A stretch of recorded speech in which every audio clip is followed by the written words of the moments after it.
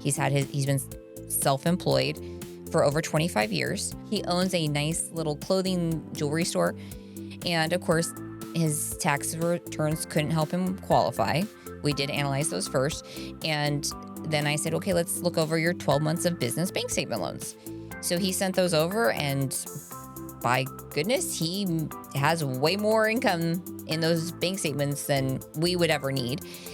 And the nice thing is that he was able to refinance. We did a 12-month bank statement loan for a refinance. He refinanced two of his rental properties, to take money out to reinvest and buy some additional properties. Buying a home isn't just about numbers. It's about moving your life forward. Welcome to the Wright Move Podcast, where mortgages meet lifestyle. I am Kyndra Wright, and with over a decade of experience and more than 900 loans funded, I've seen firsthand how the right guidance can change everything. We're here to simplify the process, build confidence, and help you make smart moves for your future, because your next move should always be the right one. Hey everybody, welcome back to the Wright Move Podcast. I am your co-host and the man behind the desk, Julian Velasquez. The person sitting across from me is the woman that helps California achieve home ownership, the one and only, your host, Kyndra Wright. And we are here to bring you home with the right loan. Last week, we said rates aren't the villain. And this week, we're proving that even if your income looks different, you still have options. So, you build businesses, we build loan strategies, and together, we build your home. Kyndra, let's clear this up for every entrepreneur out there. I think we're entrepreneurs. Yeah, we're entrepreneurs. I mean, when you're taking risks like this, sitting in front of, our viewers, talking about the journey to the financial journey of home ownership, with purchasing or refinancing, we understand that, business owners, entrepreneurs, people that don't have the typical, 9-to-5 W-2 income, there's a lot of misinformation out there as well about that. Oh, well, I need my tax returns, and I haven't claimed this much money on my tax returns. And every time I talk to a lender, they tell me, oh, well, you don't make enough money. You can't qualify for a loan. And that is not the truth. No. Well, I went to school for entrepreneurship. Did you really? Oh, yeah. That was my business. I was a business admin. I got a bachelor's in business. And the main concentration was entrepreneurship. And it was based off, small businesses and startups. How I grow a startup to a business, how I take a small business to a medium-sized business. And, I was always fascinated by that because entrepreneurship is, the new thing, especially around younger generation like me. I mean, entrepreneurship, I feel, is the American dream. I mean, people are here to take risk and live the dream. And part of, taking the risk in business is achieving that dream of home ownership. But needing the right information on the different options that we have to help bring buyers home or refinance them if they are self-employed, if they don't have, if their income is, there's a lot of write-offs going on their tax returns. We have options, a lot of amazing alternative financing options for self-employed entrepreneurs, business owners, all of that. It's just knowing what we can offer people. Exactly. I know we worked on a few loan files or a few that are self-employment, have their own business. And those files are very interesting. They're colorful. Oh, they are very colorful. But, what are some of the misconceptions, that I'm a self-employed, I might not qualify for a home based off my tax returns? What are some other different ways where I can maybe achieve ownership? So we always like to start off by looking at tax returns because that is step number one. Because if you can utilize your tax returns, that's always something to look into. I mean, some traditional financing options, conventional options, for example, they might allow you to use 1 year of tax returns. It all just depends on what comes on our loan findings, all those little nuances. But we always say start with an application. Exactly. Step number one, always start with an application.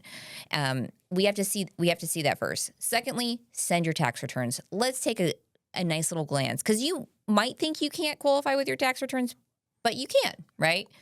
So tax returns are always step number one. If, of course, tax returns, aren't going to be able to be used, then we can explore a variety of alternative financing options from 12 to 24 bank statement loans, P&L loans, 1099s.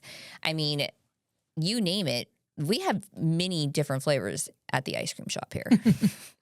And what's crazy, I always think about like other, lenders and things, we always talk about, we have the same type of flavors, different ice cream shop name, but same type of flavors. I mean, nowadays, again, like we say, Julian, I mean, we all pretty much provide the same products. I mean, the products are out there. There's ways to get, if you need it, we should have it. We either have it directly with our own in-house bank or with broker options. So we have options. I mean, we have options, for ITIN borrowers. There are options out there. There's for nationals. But again, it's about, we all have flavors, the same flavors at the ice cream shop, but it's who you work with and who can actually give you the best option that fits your financial needs. And then I know, going from the tax returns, we don't qualify, and they kind of get scared about their bank statement, showing their bank statements, and they're like, wait, is the government going to find out, that I'm making this much money? And they kind of get a little fearful about that. True. Very, very true. Thank you for pointing that out. And the home financing process is like, well, how much information do I need to give you? Because the fear of something coming up and causing a problem. So the nice thing is, technically we're not going to be reporting anything. No, we just want to get you a loan. We're here to give you a loan. We're here to help you qualify. We're here to give you options. And again, we're not sharing your information with other people. No, it's privacy. privacy. It's very, that's another fear is people like, I'm scared to share my information. But we have to see everything to really help guide you and find the best product and program for you. So as you explained, we've been doing a lot. We've been working with a lot of self-employed clients, owning businesses, hard workers, putting their blood, sweat, and tears on line for their own business. And they should still be able to, achieve buying a home without having to, claim a bunch of money maybe on their tax returns or however that is structured. We are not tax preparers, by the way. No, we're not tax advisors. We're not tax advisors. We are mortgage advisors. We are not here to tell you how to file your taxes, right? You do what's best for you and your business, right? On the tax side of things. But on the loan side of things, we do have options for looking at 12 months and 24 months bank statements. We've been doing a lot of those lately. Exactly. Being helpful. We have. We have. And the nice thing is there's options for you out there. We understand that you might not have claimed as much money on your tax returns for whatever reasons, but look, we can utilize the bank statements, and we've helped so many clients as of late be able to either refinance or purchase and have that dream come true because we have that alternative financing option for them. Well, I think, like I said, entrepreneurship has become such a big thing now these days. And it's like a side hustle for some people to start a little Etsy business for themselves. Yeah. They have maybe a pop-up. They're doing matcha over at street fairs and everything. But they have a normal job. So what's great about this, I think, in my opinion, is say if you have a normal job, you're 9 to 5, we'll call it. You have your W-2 employee, but you can add this as additional income to help you qualify for a house. So yes, if you have been working 2 jobs for 2 years, you typically, most loan programs allow you to use both incomes. So, again, the first step is talking to us. Step number 1, if you think this is something you want to do, but you're like, oh, but I'm self-employed, or I don't think I can do it. You do not know until you try. So I always say try. And if it's not now, let's get on a plan for it to be in the future. And that's the nice thing too, is like, as we're, going into 2026, for anyone that is self-employed, we can always look at and see where you're at before you file last year's tax returns to make sure we can work together, to see that if you're on the right track for, your home financing goals. Yeah. Well, I think you also too, so I would ask if you didn't file by, call it the end of January, going to January 26, and could I still use my last year's tax returns if I haven't filed yet? So as long as you filed your tax returns, okay, let's back this up. So taxes are typically due on April 15th, right? Yep. So we always use the tax returns from the last year, and then once we reach April 15th, we either have to have the current year's tax returns, or we need to show proof of extension. Because then, I know some business owners do push it out and file taxes in October, right? So say we're in 2026 and you haven't filed 25s yet. So we can use an extension after the 15th of April, and then we would go off the prior year's tax returns. Because people probably fear like, oh, I didn't make as much money as I did last year. Now I don't want them to use that tax return. I might not qualify. Mm-hmm. So there's probably some misconceptions in that. There's always misconceptions. So that's why we sit down and we guide you. We help guide you. Or some people rush after the new year comes and they're like, oh, I'm ready. And they file their taxes and they do it, prematurely. And unfortunately, then they can, I hate to say, shoot themselves in the foot that they didn't, claim enough on their tax returns. And then that's when we look at an alternative financing option. But there are options, and it's ultimately working together to see what the best options are for you. So I know we're talking about bank statement loans now. I really never familiar about P&L. I'm sure not a lot of people heard about P&L loans. So do you know what a P&L is, Julian? I do not. That wasn't on the test. That was not on the test. No, that wasn't. That was not on the test. A P&L is a profit and loss statement. Okay. And most business owners that work with a licensed, accountant or CPA typically have a running P&L for the year, profit and loss statement. So obviously how much you're profiting and, the loss or expenses throughout the year. So, there are some programs that do allow for a P&L. I mean, every program is different, but it is an option out there for anyone that, okay, let's look at your P&L, because you could be having a killer year. You're finally up and running. Your business is doing well, but you haven't filed those tax returns to show that income. We can look at a P&L. Like you made $1 million and technically you're netting $500,000.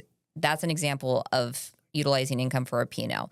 But of course, there's layers that go into it that we would dive into a little bit further. But P&L, 1099s, bank statements, there's alternative options for our entrepreneurs.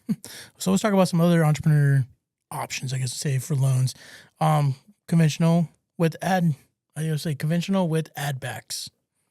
You've heard of those?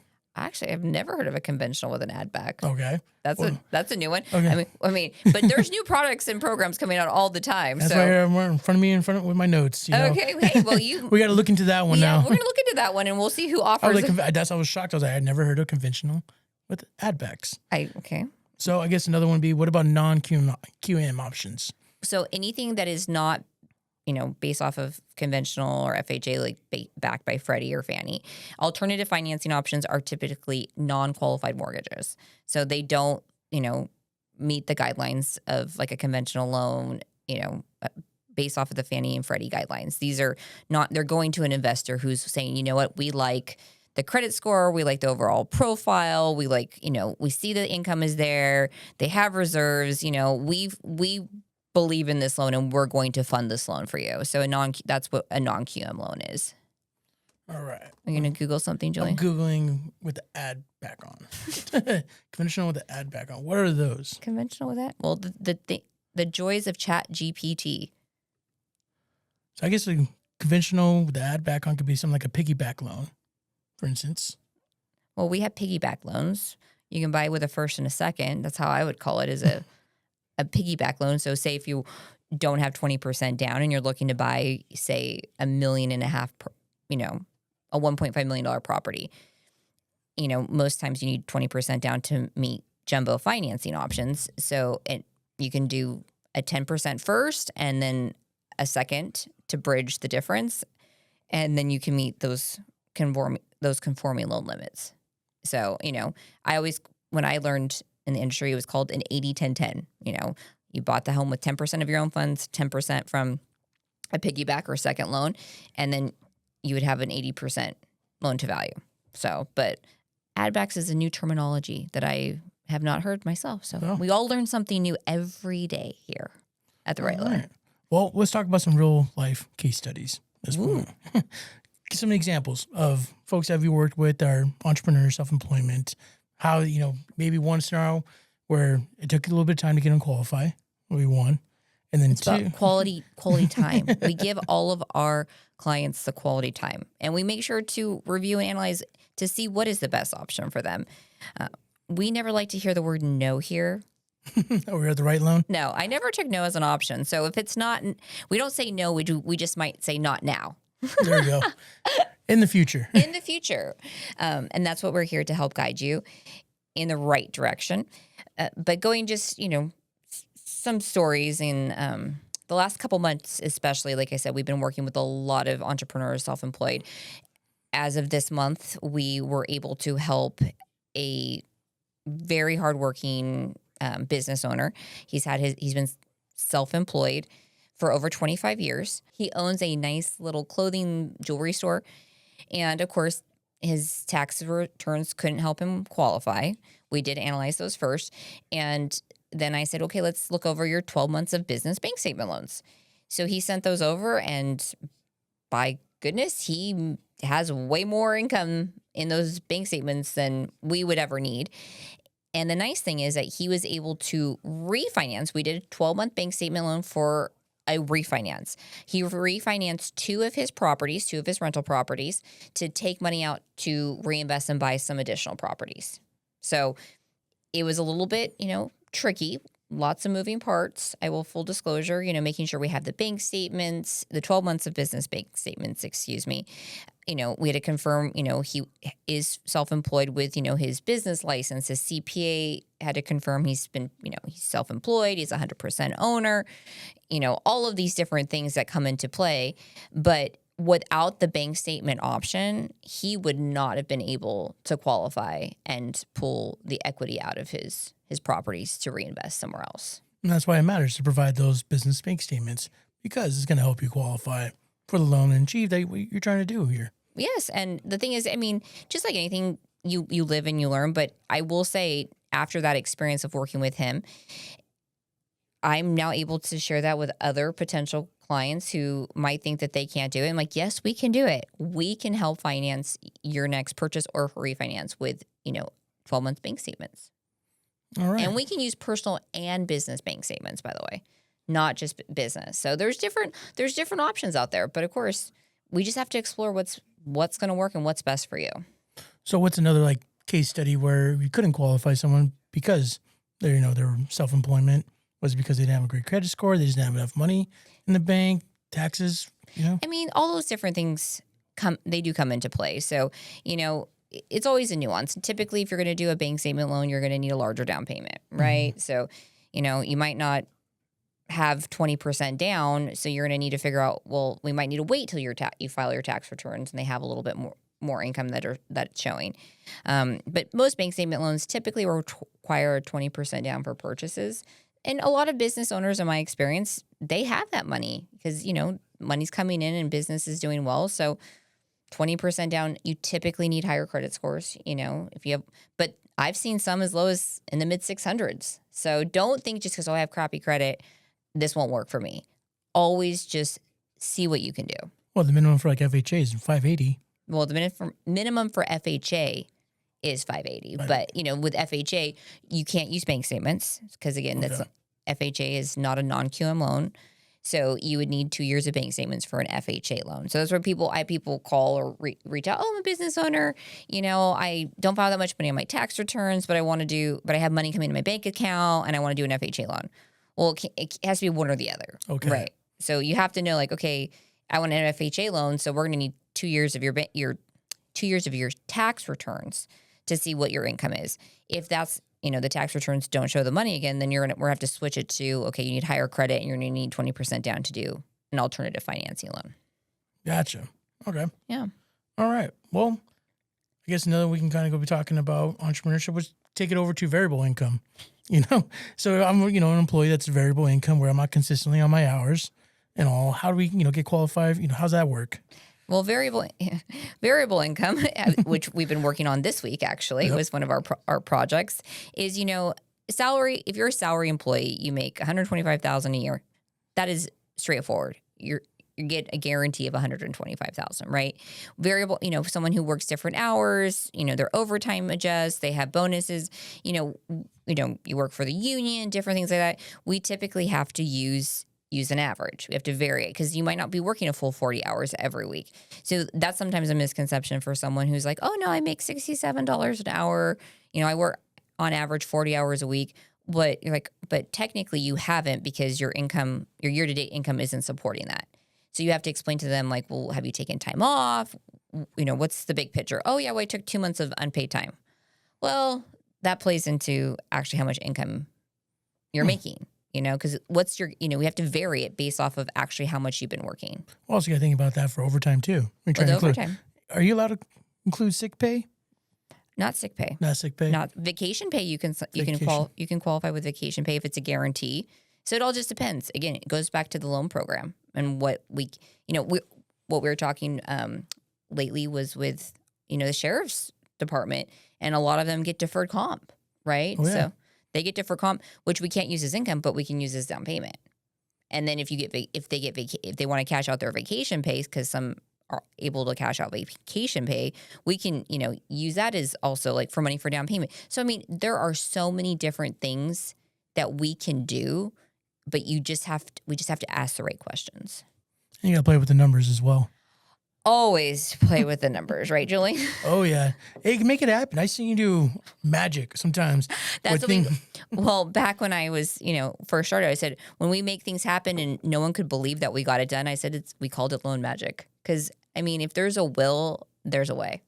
And that's where we're here. That's why we're here. We are here. Help you achieve homeownership in some way, in some form, or at least give you the opportunity, or again, it goes back to opportunity, hope, guidance. This is still possible. The American dream is still possible. And we are here to help entrepreneurs, self-employed, we are the equal housing lender to give financing options. Right, Julian? Yes, we are. So you have any, other points you'd like to make out there for those entrepreneurs, self-employment folks, or, want to buy a home eventually? Talk to us. Reach out. Connect with us. Ask the questions. Explain your scenario. You never know. We don't know until you tell us, yep. Right? So don't think just because you're seeing something online or you chat GPT'd something or you Googled something that is the facts, right? No, and also thinking about another note is, the cash out. We want to pay all cash. And we always discuss, well, maybe use some cash. Some entrepreneurs probably make good money and they want to buy their house in all cash. What do we always tell them? Why not keep that money in the bank to make that money, and you can get a loan with us, so you're making money on your money, right? Like if you have $500,000 sitting in the bank, why would you want to use it all instead of you get a loan for $250 and keep the rest of it and reinvest it somewhere? Yeah, like one of our past clients who tried to build that ADU, she took out the loan and she had some extra money. Right. We said put that in a CD. You use your money to make money. Yep. But there's so many different things that are just not being explained or again educated out there, and that's what we're here to do. We're here to help guide people. We're here to help them, build generational wealth, give entrepreneurs opportunities for home ownership with alternative financing options. We're here to explain how this can work for you, and just again debunk the myths and stop listening to bad news. Because I don't know about you, I haven't seen much good news lately. Or you see all those entrepreneurs out there as business owners and they have these big luxury houses and such like that. Sometimes it doesn't work like that. It doesn't work like that. We're here to help achieve the American dream of home ownership. And it's always good just to apply and see where you're at. And we're here to help you. You say, hey, maybe, like you said, today might not be the day, but there is a possibility in the future. And yes. you work on this, you work on your credit, work on some of that debt that you have, maybe increase, next year might be a better year for your business. You're making more money. Sometimes it's just a way, but at least it's a start. It is a start. And we're here to help guide you. If it's not now, it's in the future. And again, we don't like to say no, but we might not say now, right? There we go. That should be the tagline. We're not here to say no, but it might not be now. Might not be now, but reach out to us, talk to us, start with an application. Let's get a game plan in place. Let's stop being scared just stop being scared at the end of the day. Right, Julian? No, exactly. So, before we wrap up, just remember the right information leads to you right now. And whatever your traditional W-2 employee or an entrepreneur, there's a possibility that you can achieve home ownership. So thank you so much, folks, for tuning in today. See us next week over here on the Wright Move Podcast. And we are here to bring you home with the right loan. Hey, listeners. We hope you enjoyed this episode of the Wright Move Podcast. If you enjoyed today's episode, please consider subscribing to our YouTube channel, following us on social media, and listening on your favorite podcasting platforms. New episodes are dropping every week, so stay tuned, and thank you for your support.